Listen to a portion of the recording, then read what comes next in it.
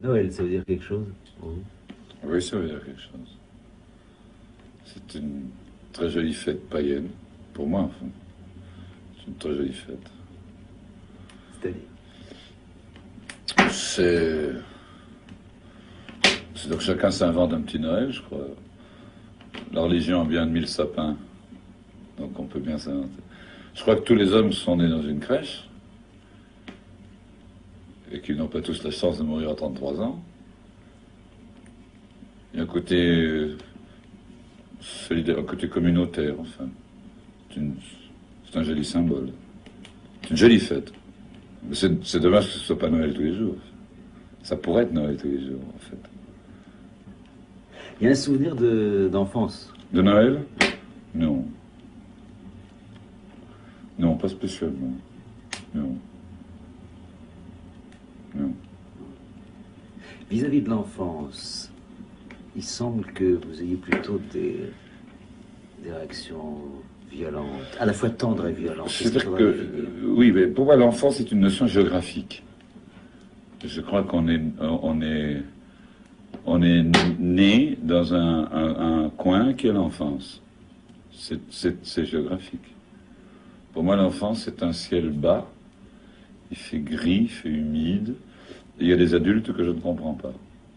Ça aurait très bien pu se passer, je crois, dans le Limousin ou en Bretagne ou à Paris. Il se fait que ça s'est passé en Belgique.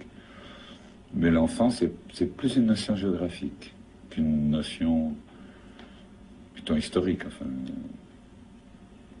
Des adultes que je ne comprends pas et qui ne vous comprennent pas, bien sûr. Qui ne vous savent pas, comme on dit dans la chanson. qui ne savent- oui, oui, ou qui me savent. Vers 12 ans, je me suis demandé s'il le faisait exprès. Je crois que j'ai jamais bien osé répondre à la question. Il y a toujours dans vos chansons qui évoquent l'enfance et cette mythologie-là, la sensation d'un étranger. Au fond, l'enfant se sent avant tout étranger. Il est l'aventurier. Dans les oiseaux, il y a des migrateurs et des faux migrateurs, hein. Il y en a qui se baladent toute la vie, mais on trouve des tas de races qui ne se baladent qu'un certain âge de la vie. Et je crois que l'enfant est parfaitement nomade, donc aventurier. Parce que je préférais le mot nomade, d'ailleurs. Et il vit dans un monde qui est installé. Il vit dans un monde qui est installé autour des femmes et autour des villes. Le mot vilain, c'est pas terrifiant ce mot-là. Et l'enfant, lui, est nomade et ne comprend pas pourquoi les troupeaux ne vont pas chercher de l'herbe là où il y a de l'herbe. L'enfant, je crois, ne comprend pas bien qu'on se bute à vouloir brouter de l'herbe là où il n'y a que des cailloux. Il est nomade, je crois. Et on lui apprend petit à petit à être prudent, à être sage, à être économe. Pas dans le sens, même pas pognon, dans le pire sens du mot, enfin, d'économe de ses forces. On lui apprend des tas de choses abominables. L'espoir, mais le mauvais espoir, en disant il va t'arriver des choses. Or, il ne nous arrive jamais rien. Moi, dans ma vie, il ne m'est arrivé que moi. Bref, on leur apprend le contraire de Noël, en fait.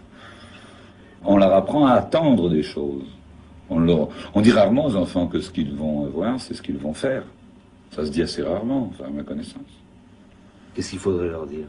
N'attendez rien que de vous. Je crois. Parce que c'est terrifiant, tous ces gens qui attendent. On dit aux filles, vous allez rencontrer mettons des filles, vous allez rencontrer. Il y aura le grand amour. C'est très rare le grand amour. Je crois que sur 100 filles, il y en a peut-être 3 ou 4 qui sont faites pour vivre. Et chez les gars aussi. Alors, avec la loi des nombres, déjà, ils se rencontrent presque jamais, quoi. C'est 3 d'un côté et 3 de l'autre. Il y a très peu de gens. Or, il y a encore des tas de jeunes filles ou de filles qui sont élevées dans l'espoir de rencontrer une espèce de prince charmant. Les princes ne sont pas charmants. Ils ne sont pas princes, mais C'est à l'amour à les rendre princes et charmants. C'est à elle à faire le travail, comme au gars aussi. Enfin, on se fabrique ces cadeaux, je crois.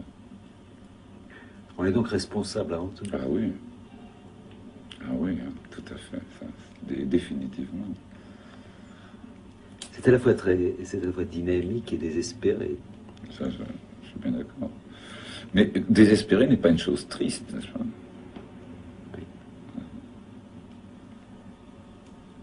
L'espoir avec Youpi, la fleur au chapeau, c'est abominable, c'est un péché. L'espoir imbécile. Alors quel est l'espoir de Jacques Brel? Comment est-ce qu'on peut le définir? Mais pour moi, Dieu, ce sont les hommes. Et un jour, ils sauront. Voilà. Il y a donc un optimisme. Je suis parfaitement optimiste. Oui, parfaitement optimiste. Ça peut paraître bizarre, mais je suis parfaitement optimiste. Je crois que les hommes sont merveilleux. Il faut peut-être qu'on leur dise. Vous comprenez? On dit toujours que je suis misogyne. Un peu parce que je ne vais jamais dans les boîtes de nuit, sans doute. Mais je crois que les femmes ont une part de responsabilité. Elles apprennent trop la prudence aux hommes. Trop ne dis rien. Pense à l'avenir. Comme si on pouvait penser à l'avenir. On n'est que le présent. N'est-ce pas? On est un accident biologique qui fait ce qu'il peut. Je crois qu'il faut se tromper, il faut être imprudent, il faut être fou. Les infirmes, ce sont les hommes prudents. L'homme n'est pas fait pour rester quelque part. Être figé, c'est une erreur colossale. Je crois qu'il faut arriver à, par discipline, à n'avoir que des tentations, mettons, relativement nobles. Et à ce moment-là, il est urgent d'y succomber. Voilà. Vous comprenez? Même si c'est dangereux. Même si c'est impossible. Surtout si c'est impossible. Puis il faut aimer, quoi. Voilà. C'est pour ça que Noël est une belle fête. C'est une fête d'amour. D'ailleurs, je ne connais pas une fête qui ne soit pas finalement une fête d'amour. Donc vous aimez les fêtes? J'aime les fêtes, oui, c'est vrai. Mais enfin, pas dans ce sens-là. J'aime la fête. Je trouve que tout est une fête. La main d'un homme, c'est une fête. Retrouver quelqu'un, c'est une fête. Même un enterrement, c'est une fête. On est tous là. C'est une fête. C'est pas triste, c'est une fête. J'aime que les hommes se groupent, se réunissent. Et autre chose qu'un ennemi commun. Et un rêve commun. Il faut choisir priorité au rêve ou priorité à son petit confort intérieur.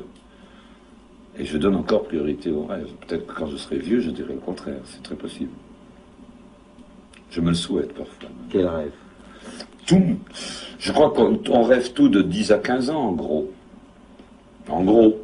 Et puis on passe le restant de sa vie à essayer de réaliser une partie des rêves qu'on a eus entre 10 et 15 ans. Je crois qu'à 15 ans, ça y est, c'est fini. Enfin, à 15 ans, ça dépend des... Dans le Nord, ça dure 2 ans de plus, dans le Midi, 2 ans de moins, peut-être. Enfin, mais après, on essaie de réaliser les rêves. Enfin, on essaie de retrouver des couleurs qu'on a rêvées, je crois. Ou on y renonce. C'est pire. Mais vous savez, je crois que personne n'y renonce. Ils disent que c'est pour plus tard. Ils ne s'en occupent pas, ils disent plus tard. Le nombre de gens qui disent, alors dès que j'aurai le temps, alors ça, je vais le faire. Il y a une qualité que vous avez qui éclate dans chacune de vos chansons, ou qui éclate finalement dans chacune de vos chansons, parce que c'est même celle qui commence d'une manière, semble-t-il, heureuse, débouche toujours plus ou moins sur une violence, je dirais plutôt sur une colère. C'est une qualité, la colère, je pense, pour vous. Non, c'est de la douleur. Oui. Quand on a mal aux dents, on fait « Oh !» Quand on est choqué par la vie, on écrit des livres, on fait des films, on écrit des chansons, peut-être. Oui. C'est Brassens qui dit ça. Il dit « Je pousse des petits cris comme un oiseau qui a mal ». C'est exactement... Je le dis autrement, parce que lui, comme il est du Midi, l'amour ressemble à un pétale de rose. Moi, il me faut des montagnes, parce que je suis d'un pays plus barbare. Mais c'est la même chose, je crois. En fait, c'est la même chose. Est-ce que votre colère est plus violente? C'est pas de la colère, c'est de la douleur. Oui. Je me sens continuellement agressé.